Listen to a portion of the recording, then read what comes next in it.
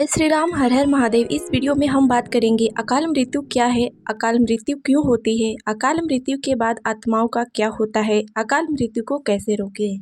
इस वीडियो में हम इन सभी बातों के बारे में विस्तार से जानेंगे, तो वीडियो में आप अंत तक बने रहिएगा, जिससे कि सभी बातों की जानकारी आप अच्छे से जान व समझ सके। तो चलिए इस वीडियो में हम सबसे पहले यह जान लेते हैं कि अकाल मृत्यु होती क्या है। वैसे तो जितने भी जीव इस पृथ्वी पर जन्म लिए हैं तो उन सभी की मृत्यु निश्चित है, फिर चाहे वह किसी भी रूप में क्यों न हो। लेकिन कुछ जीवों की असामयिक मृत्यु हो जाती है, जिसे हम अकाल मृत्यु कहते हैं।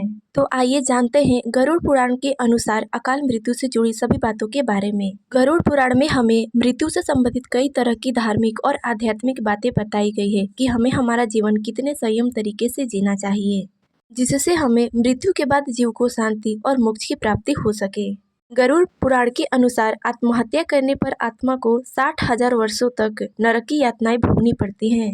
अकाल मृत्यु के बाद आत्मा शरीर का तो त्याग कर देती है, परंतु इस संसार का त्याग नहीं कर पाती तथा अपने शेष जीवन काल को इस संसार में भांति भांति तरह से पूर्ण करती है।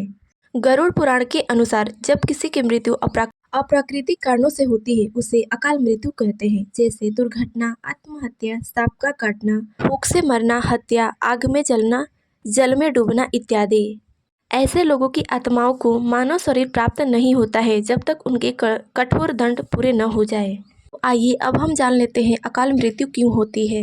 पुराणों के अनुसार धर्म के विपरीत कार्य करने वाले पापी, दुराचारी, स्त्रियों का शोषण करने वाले कुकर्मी इत्यादि ऐसे लोगों की अकाल मृत्यु होती है। साथ ही जीव के पिछले जन्म के कर्म और इस जन्म के कर्म भी अकाल मृत्यु के कारण बनते हैं।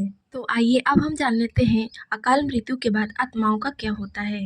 जिस जीव की अकाल मृत्यु हुई रहती है उसे 3 दिन अथवा 40 दिनों के भीतर ही दूसरा शरीर प्राप्त हो जाता है, लेकिन मनुष्य का शरीर अपने बुरे कर्मों को भोगने के बाद ही उस आत्मा को प्राप्त होता है। वहीं जो जीव आत्महत्या करते हैं उन लोगों की आत्मा पृथ्वी पर ही भटकती रहती है। उन्हें न तो स्वर्ग की प्राप्ति होती है और न ही नरक की प्राप्ति होती है।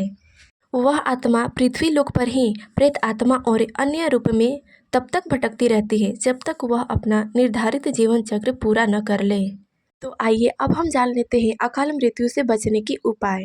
ज्योतिष शास्त्र के अनुसार अकाल मृत्यु से बचने के लिए भगवान भोलेनाथ की पूजा अवश्य करनी चाहिए तथा शनिदेव भगवान की भी पूजा करनी चाहिए। साथ ही महाकाल ज्योतिर्लिंग की पूजा करने से हम अपने ऊपर आए सभी काल को नष्ट कर सकते हैं तथा जिनकी अकाल मृत्यु हो गई है उनके लिए नारायण बलि की पूजा करने से उनकी आत्मा को मुक्ति प्राप्त होती है तथा परिवार से अकाल मृत्यु का साया दूर होता है।